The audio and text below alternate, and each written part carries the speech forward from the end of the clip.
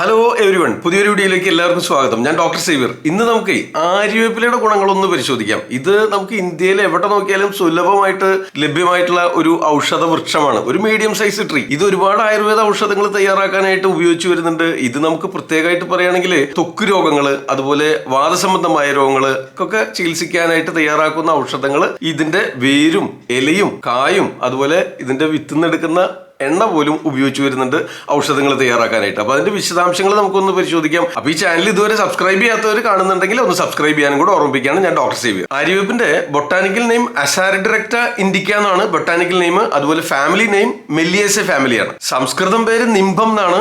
നീം എന്നാണ് ബംഗാളിയിലും ഹിന്ദിയിലൊക്കെ വിളിക്കുക. നമുക്ക് വേപ്പ് എന്ന് തമിഴിലും കന്നഡത്തിലൊക്കെ വേപ്പ് തന്നെയാണ്. മലയാളത്തിലും ആര്യവേപ്പാണ്. ഓക്കെ, നിങ്ങൾക്ക് അറിയണ്ടാവല്ലോ. ഇതിന്റെ രാസഘടന പറയുകയാണെങ്കിൽ ഇതിലെ നിംബിനിൻ എന്നൊക്കെ പറയുന്ന ഘടകങ്ങൾ അടങ്ങിയിട്ടുണ്ട്. അതുപോലെ ഇതിൽ ബാഷ്പശീല സ്വഭാവമുള്ള ഒരു തൈലം അടങ്ങിയിട്ടുണ്ട്. അതൊക്കെയാണ് ഇത്തരം രോഗാവസ്ഥകളിൽ പ്രവർത്തിക്കാനായിട്ട് സഹായകരമാവുന്ന ഘടകങ്ങളെന്ന് ആധുനിക പഠനങ്ങൾ കണ്ടുപിടിക്കപ്പെട്ടിരിക്കുന്നു. ഇനി ഇതിന്റെ ആയുർവേദ പ്രോപ്പർട്ടീസ്, രസഗുണവീര്യ വിഭാഗങ്ങൾ നമുക്കൊന്ന് പരിശോധിക്കാം. അതായത് ഇതിന് തിക്തരസമാണ്, ഉഷ്ണവീര്യമാണ്, കടുവിഭാഗമാണ്, അതുപോലെ ലഘുസ്നിഗ്ധ ഗുണത്തോടു കൂടിയതാണ്. ഇതിന്റെ ഔഷധ ഗുണങ്ങൾ പറയുകയാണെങ്കിൽ പ്രധാനമായിട്ട് രണ്ട് രീതിയിൽ നമുക്ക് പറയാം. അതായത് ഏറ്റവും ചുരുക്കി പറഞ്ഞാൽ ഇതിന് ഒരുപാട് anti bacterial, germicidal, anti microbial actions ഒക്കെ ഉള്ളതായിട്ട് ആധുനിക പഠനങ്ങളിൽ കണ്ടുപിടിക്കപ്പെട്ടിരുന്നു. അതുകൊണ്ട് തന്നെ ഇത് നമുക്ക് ഉദരകൃമി, അതായത് നമുക്ക് ഇൻഡസ്റ്റൈനൽ വേം ഇൻഫെസ്റ്റേഷൻ എന്ന് പറയുന്ന കണ്ടീഷൻ ഉണ്ടല്ലോ, കുട്ടികളിലൊക്കെ ഉണ്ടാവുന്ന വരശല്യം, പല രീതിയിലുള്ള വരശല്യങ്ങൾ കൊണ്ട് നമുക്ക് ഒരുപാട് ദഹനേന്ദ്രിയ വ്യൂഹവുമായി ബന്ധപ്പെട്ട് വരുന്ന ഒരുപാട് രോഗാവസ്ഥകൾ, ദഹന പ്രശ്നങ്ങൾ ഉണ്ടായി വരുന്നുണ്ട്. ഇതിനെയൊക്കെ നിയന്ത്രിക്കുന്നതിന് ഈ ഉദരകൃമി നശിപ്പിക്കുന്നതിനുള്ള പ്രോപ്പർട്ടി ഉള്ളതുകൊണ്ട് സഹായകരമാകുന്നുണ്ട്. അപ്പൊ അതിലൊന്ന് ഉപയോഗിക്കാം. ഇനി അടുത്തായിട്ട് ഇതിന് രക്തശുദ്ധി വരുത്തുന്നതിന് ഉപയോഗിക്കുന്നു. അതുകൊണ്ട് തന്നെ ചർമ്മ രോഗങ്ങൾ നിയന്ത്രിച്ച് നിർത്താനായിട്ട് സാധിക്കുന്നു. ഇനിയിപ്പോ ഒരു ദോഷകർമ്മം പറയുകയാണെങ്കിൽ കഫദോഷത്തെ ശമിപ്പിക്കുന്നതിനും പിത്തദോഷത്തെ ശമിപ്പിക്കുന്നതിനും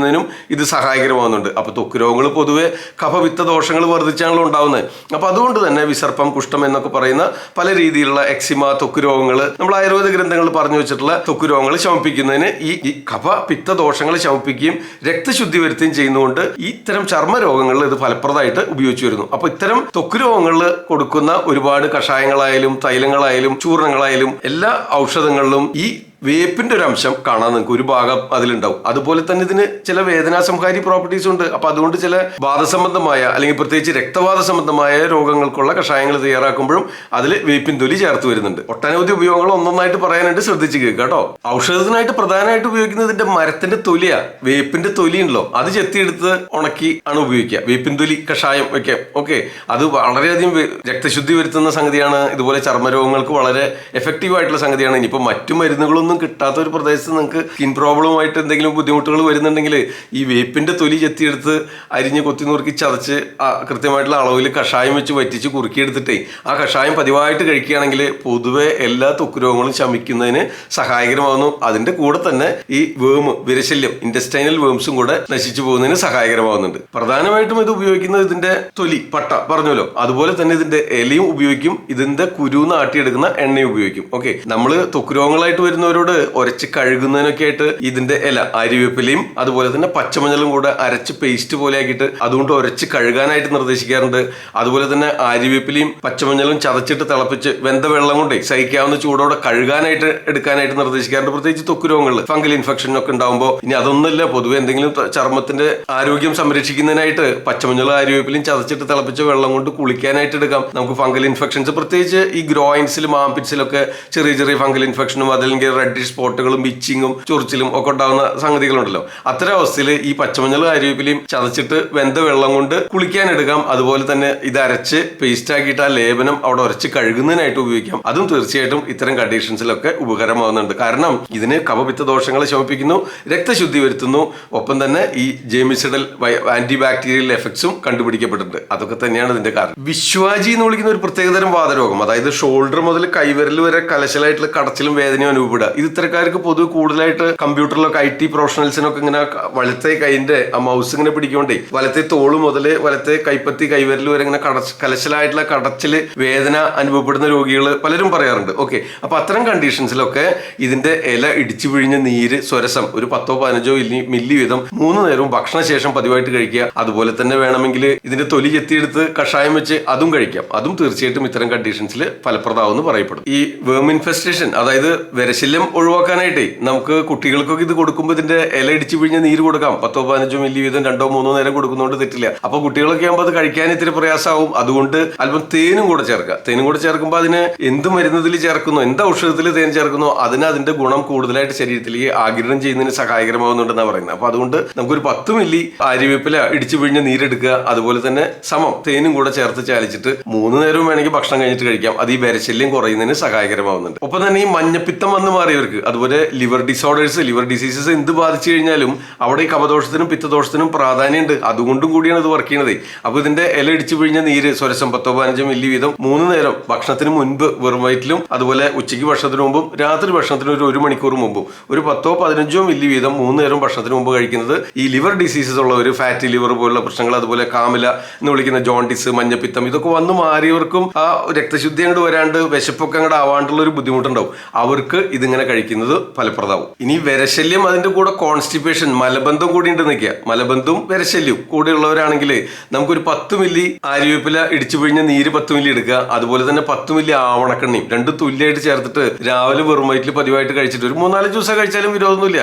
നന്നായിട്ട് വയറ് ശുദ്ധി വരുത്തുക. അപ്പോൾ ഈ വിരശല്യം കുറയുന്നതിന് സഹായിക്കും. ഒപ്പം തന്നെ ഈ കോൺസ്റ്റിപ്പേഷൻ, മലബന്ധം, ഈ മലം കെട്ടിക്കിടക്കുക വഴി ഉണ്ടാകുന്ന ബുദ്ധിമുട്ടുള്ള അസ്വസ്ഥതകൾ, ഗ്യാസ് ട്രബിൾ ആയാലും ബ്ലോട്ടിംഗ് ആയാലും ദഹനമില്ലായ്മ, വിശപ്പില്ലായ്മ, ഇത്തരം പ്രശ്നങ്ങളും കൂടെ കുറയുന്നതിന് സഹായിക്കും. ഇതിന്റെ കൂടെ തന്നെ ആവണക്കെണ്ണയ്ക്കുള്ള ഒരു ഗുണം എന്താ വെച്ചാൽ വാദശമനാണ്, സ്നിഗ്ധമാണ്, ഉഷ്ണമാണ്, വായുവിനെ ശമിപ്പിക്കുന്ന സംഗതിയാണ്. അപ്പൊ അതുകൊണ്ട് പ്രത്യേകിച്ച് കടീഗ്രഹം, ലോ ബാക്ക് പെയിൻ ഒക്കെ ഉള്ളവര്, പൈൽസ് ഒക്കെ ഉള്ളവര്, ബാക്ക് പെയിൻ ഒക്കെ ഉള്ളവരാണെങ്കിൽ ഈ പറഞ്ഞ പോലെ 10 മില്ലി ആര്യവേപ്പില ഇടിച്ചു പിഴിഞ്ഞ നീര് 10 മില്ലി ആവണക്കെണ്ണയും കൂടി ചേർത്ത് കാലത്ത് വെറും വയറ്റിൽ കഴിക്കുന്നത് തീർച്ചയായിട്ടും അവർക്കും കൂടെ സഹായകരവും. ബാക്ക് പെയിൻ ഒക്കെ ഇപ്പൊ ഒരുപാട് പേര് ഇങ്ങനെ കമ്പ്യൂട്ടറിൽ ഇരുന്ന് ജോലി ചെയ്യുക, ബാങ്ക് എംപ്ലോയീസ് ഒക്കെ കണ്ടിന്യൂസ് ഇരുന്ന് ജോലി ചെയ്യുന്ന ഒരു, ലോങ് ഡ്രൈവ് ചെയ്യുന്ന ഒരു, ലോറി ഡ്രൈവേഴ്സ് ഒക്കെ, ഇത്തരക്കാർക്കൊക്കെ ഈ കോൺസ്റ്റിപ്പേഷൻ ഉണ്ടാവുക, ചെറുങ്ങനെ ബാക്ക് പെയിൻ ഉണ്ടാവുക, ഇനി ചെറുങ്ങനെ വിരശല്യം ഉണ്ടാവുക. അങ്ങനെയാണെങ്കിൽ നിങ്ങൾ പേടിക്കേണ്ട. ആര്യവേപ്പില ഇടിച്ചു പിഴിഞ്ഞ നീര് 10-15 മില്ലി അതിലേക്ക് തുല്യ അളവിൽ ആവണക്കെണ്ണയും കൂടെ ചേർക്കുക. എന്നിട്ട് രാവിലെ വെറും വയറ്റിൽ അങ്ങോട്ട് കഴിക്കുക. ഓക്കെ. അപ്പൊ ശോധന ചിലപ്പോൾ 2-3 പ്രാവശ്യം കൂടുതലുണ്ടാവും. അപ്പൊ അതുകൊണ്ട് ഒഴിവുള്ള ദിവസം ചെയ്താൽ മതി. സൺഡേ ഒക്കെ ചെയ്യായിരിക്കും നല്ലത്. അപ്പൊ 2-3 പ്രാവശ്യം ശോധന ഉണ്ടാകുമ്പോൾ സുഖമായിട്ട് ആ വേദനയും കുറയും, ആ ഗ്യാസ് ട്രബിളും കുറയും, ദഹനത്തകരാറും കുറയും. ഓക്കെ. ആ വിരശല്യം ഇല്ലാണ്ടാവും. നിങ്ങൾക്കൊന്ന് പരിശ്രമിച്ച് നോക്കാവുന്നതാണ്. മറ്റൊരു ഉപയോഗം ആര്യവേപ്പില, നമുക്ക് ഈ കൃമി കീടങ്ങളൊക്കെ കടിച്ച്, പ്രാണിയൊക്കെ കടിച്ചു, അവിടെ ചെറുങ്ങനെ കടച്ചലും നീറ്റിലും ഉണ്ടാവുന്നു, ചുവന്ന് തടിച്ചു വരുന്നു, ഇനി അല്ലെങ്കിൽ ആ സ്കിന്നിലുണ്ടാവുന്ന പാട് മാഞ്ഞു പോകാതെ നിലനിൽക്കുന്നു. ഇത്തരം അവസ്ഥകളിലൊക്കെ നമുക്ക് ഈ പച്ചമഞ്ഞളും ആര്യവേപ്പിലും കൂടെ നന്നായിട്ട് അരച്ച് അവിടെ ലേപനം ചെയ്യാം, പേസ്റ്റ് അപ്ലിക്കേഷൻ. ഓക്കെ. അത് പതിവായിട്ട് ഇങ്ങനെ കുറച്ചു കാലം അടുപ്പിച്ച് ചെയ്യേണ്ടി വരും കേട്ടോ. അങ്ങനെ ചെയ്തു കഴിഞ്ഞാൽ ആ കടച്ചിലും പോവും, അവിടെയുള്ള ആ കാര വന്നിങ്ങനെ കറുത്ത് കിടക്കുന്നുണ്ടാവില്ല, അതൊക്കെ മാഞ്ഞു പോകാനായിട്ട് സഹായിക്കും. ഓക്കെ. പിന്നെ കടിവായിൽ കടിച്ച ഉടനെ അപ്ലൈ ചെയ്യുകയാണെങ്കിൽ ആ കടച്ചില്, ആ പ്രാണി കടിച്ച ഉടനെ ഉണ്ടാവുന്ന ഒരു കടച്ചിലും നീറ്റിലൊക്കെ ഉണ്ടല്ലോ, അത് ശമിക്കുന്നതിനും സഹായകരമാവും. ഇനി ഇത് മാത്രമൊന്നല്ല കേട്ടോ, പണ്ട് ഈ കരപ്പന്റെ ശല്യം ഒരുപാട് വരുമായിരുന്നു. കുട്ടികൾക്ക് മണ്ണിലൊക്കെ കളിച്ച്, അതുപോലെ ഗ്രഹണി സംബന്ധമായ പ്രശ്നങ്ങൾ, ആസ്മയുടെ പ്രശ്നങ്ങളൊക്കെ ഉള്ളവർക്ക് ഈ മണ്ണിലൊക്കെ കളിക്കുമ്പോൾ ഉണ്ടാകുന്ന ഒരു വിദാഹം ഉള്ളിലുണ്ടായിട്ടേ, അതുപോലെ ഭക്ഷണവും തെറ്റായിട്ടാണെങ്കിൽ അവർക്ക് ഈ കരപ്പനൊക്കെ, നീർക്കരപ്പൻ, കരിങ്കരപ്പൻ, ചലന്തിക്കരപ്പൻ എന്നൊക്കെ പറഞ്ഞ് കരപ്പൻ ഇങ്ങനെ വളരെ കാലം നീണ്ടു നിൽക്കുന്നവരുണ്ട്. അപ്പൊ അവർക്ക് കുളിപ്പിക്കാനുള്ള വെള്ളം ആര്യവേപ്പിലയും, അല്ലെങ്കിൽ ആര്യവേപ്പിലയും പച്ചമഞ്ഞളും കൂടെ ചതച്ചിട്ട് വെന്ത വെള്ളം ഉപയോഗിക്കും. അതല്ലെങ്കിൽ ആര്യവേപ്പിന്റെ തൊലി, പട്ട, മരപ്പട്ട ചെത്തിയെടുത്ത് കൊത്തി നുറുക്കി ചതച്ചിട്ടിട്ട് വെള്ളം തിളപ്പിക്കും. ആ വെള്ളം കൊണ്ട് കുളിക്കാനായിട്ട് എടുക്കും. അത് തന്നെ കഷായം വെച്ച് കൊടുക്കും. അതുപോലെ ആര്യവേപ്പിലയും പച്ചമഞ്ഞളും കൂടെ അരച്ച് ലേപനം ചെയ്യുക, അവിടെ ഉരച്ച് കഴുകാനായിട്ടൊക്കെ ഉപയോഗിക്കും ഈ കരപ്പൻ ഉള്ള സ്ഥലത്ത്. ഓക്കെ. അവിടെയുള്ള ആ പസ്സൊക്കെ ഉരച്ച് കഴുകി വൃത്തിയാക്കുന്നതിനും, അതുപോലെ അതൊക്കെ പെട്ടെന്ന് കരിഞ്ഞു വരുന്നതിനും ഒക്കെ സഹായകരമാവും. ആ നിറവ്യത്യാസം പോലും മാറിക്കിട്ടുന്നതിന് ഈ പ്രയോഗങ്ങളൊക്കെ സഹായകരമാവാറുണ്ട്. പ്രത്യേകിച്ച് കരപ്പൻ പോലുള്ള ഈ എക്സിമയോ പലതരത്തിലുള്ള ത്വക്ക് രോഗങ്ങൾ അവിടെയൊക്കെ ഇത് ഉപയോഗിക്കാവുന്നതാണ്. പിന്നെ നിങ്ങൾ അറിഞ്ഞിരിക്കേണ്ട ഒരു കാര്യം, പെട്ടെന്ന് എന്തെങ്കിലും പൊള്ളലൊക്കെ പറ്റിക്കഴിഞ്ഞാൽ, ഇപ്പൊ പലതരം ഉത്സവങ്ങൾ, ആഘോഷങ്ങൾ, പള്ളിപ്പെരുന്നാൾ, പൂരം, ഇങ്ങനെ ഈ പടക്കങ്ങൾ, കരിമരുന്ന് പ്രയോഗങ്ങളൊക്കെ വരും. അപ്പൊ ഈ പൊള്ളൽ ഒരു നിത്യസംഭവമാവുന്നുണ്ട്. അപ്പൊ ഈ പൊള്ളല് പറ്റിക്കഴിഞ്ഞാൽ അവിടെ ഉടനെ ആര്യവേപ്പില നന്നായിട്ട് അരയ്ക്കുക. തണുത്ത വെള്ളം നല്ലോണം വീഴ്ത്തുക. ആ കുമ്പളച്ച് നിൽക്കുമ്പോൾ ആ കുമ്പളയിലേക്ക് വീഴ്ത്തരുത്, അതിന്റെ മുകളിലായിട്ട് തണുത്ത വെള്ളം തണുപ്പിക്കുക എന്നർത്ഥം ആ ഭാഗം. ഒപ്പം തന്നെ തണുത്ത വെള്ളം കുടിക്കുകയും ചെയ്യാം. എന്നിട്ട് ഈ ആര്യവേപ്പില അരച്ച ലേപനം, ഓക്കെ, അത് അവിടെ പുരട്ടിയിടുന്നത് ആ കുമ്പള പൊട്ടിപ്പോയാലും അവിടെ ആ നിറവ്യത്യാസം ഇല്ലാതിരിക്കുന്നതിനും ആ നീറ്റിലും ഒക്കെ ശമിക്കുന്നതിനും ആ പൊള്ളല് ശമിക്കാൻ സഹായകരമാവുന്ന അർത്ഥം. ഇത്രയും ഗുണങ്ങളുള്ള ഒരു ഔഷധ സസ്യമാണ്, ഒരു ഔഷധ വൃക്ഷമാണ് നമുക്ക് ആര്യവേപ്പില. ഒരുപാട് കഷായങ്ങൾ ഉപയോഗിക്കുന്നു. അപ്പൊ ഒന്ന് ലൈക്ക് ചെയ്തോ. നിങ്ങളുടെ അഭിപ്രായങ്ങൾ, നിർദ്ദേശങ്ങൾ, ഇത്തരം വീഡിയോകൾ ഇഷ്ടമുണ്ടെങ്കിൽ താഴെ കമന്റ് ബോക്സിൽ രേഖപ്പെടുത്താം. ഞാൻ ഡോക്ടർ സേവ്യർ. മറ്റൊരു വീഡിയോയിൽ വീണ്ടും കാണാം. ആദ്യം ആയുർവേദം.